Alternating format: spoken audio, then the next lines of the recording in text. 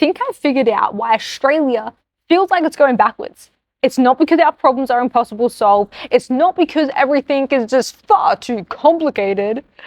I think it's because we've skipped the most fundamental step of all. We're arguing over policies, passing laws, and trying to solve national problems without first agreeing on what Australia actually stands for, or what we even are.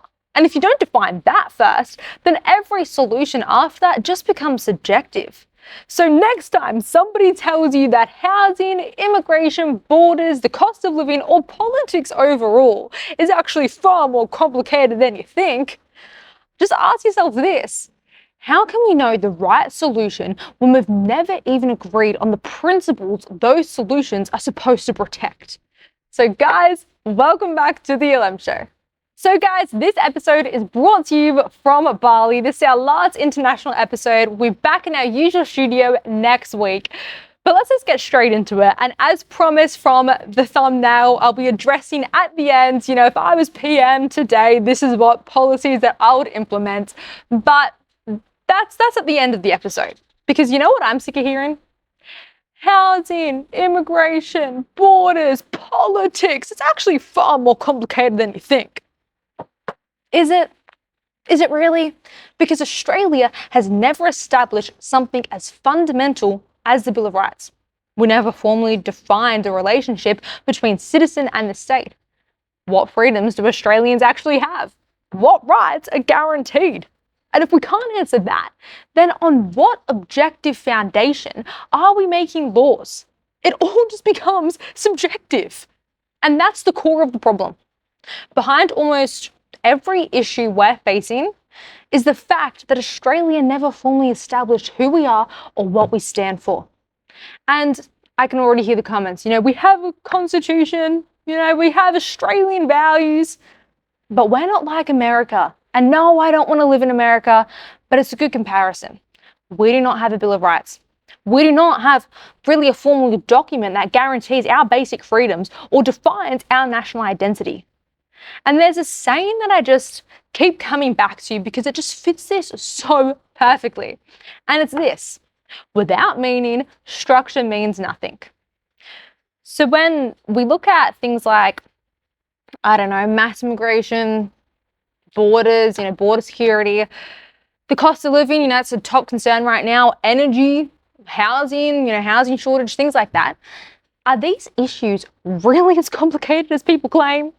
Or are they just complex problems that becomes much simpler once Australia has a clear, objective identity to guide every decision? Because yes, a nation has to solve problems and move forward. But those solutions, I think they should come from a formal understanding of what Australia is, not from some subjective view of whoever happens to be in government at the time.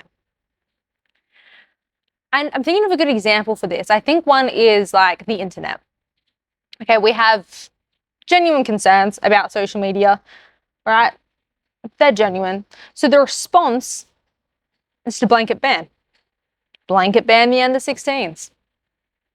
But how do we know whether that actually aligns with our Australian values when we've never formally defined where the line is between individual liberty and public safety?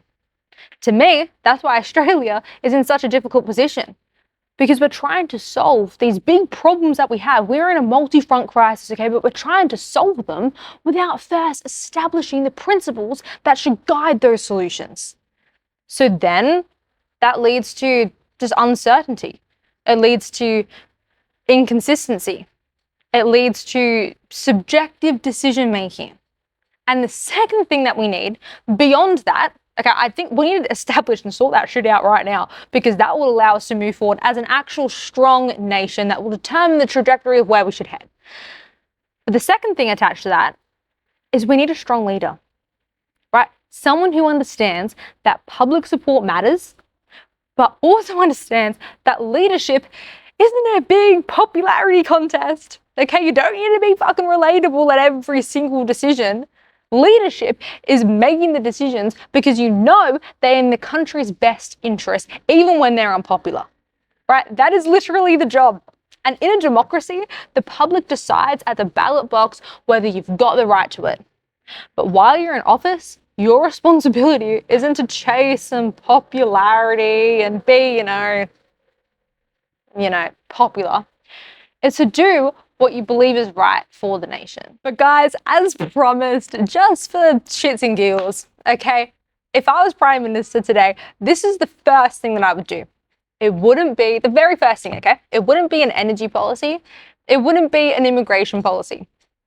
It would be to begin the process of formally defining Australia's national identity and the rights as a citizen. The rights of our citizens.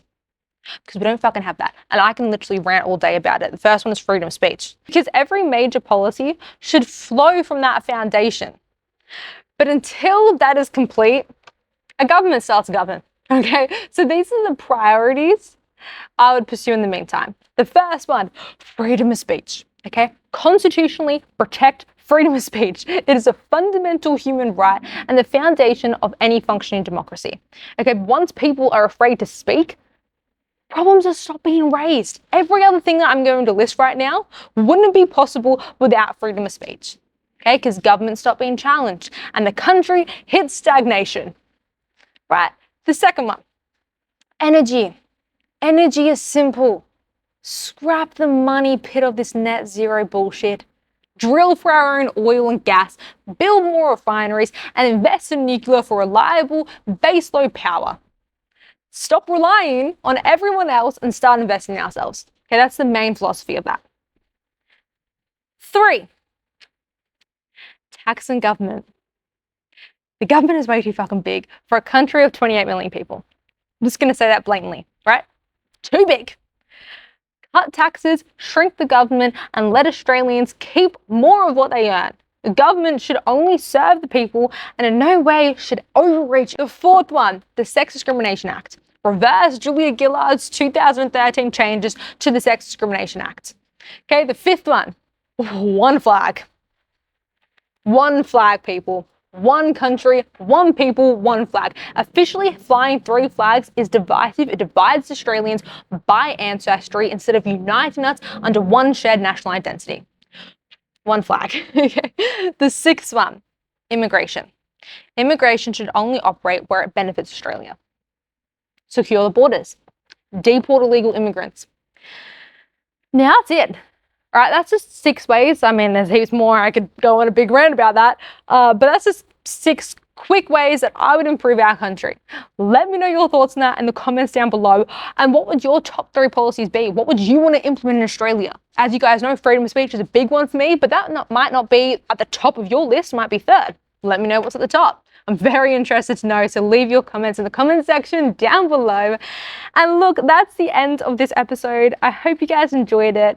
Like we said at the start, we're back in our normal studio next week. The holiday is over. But I hope to see you all in my next one. Thanks a lot, guys.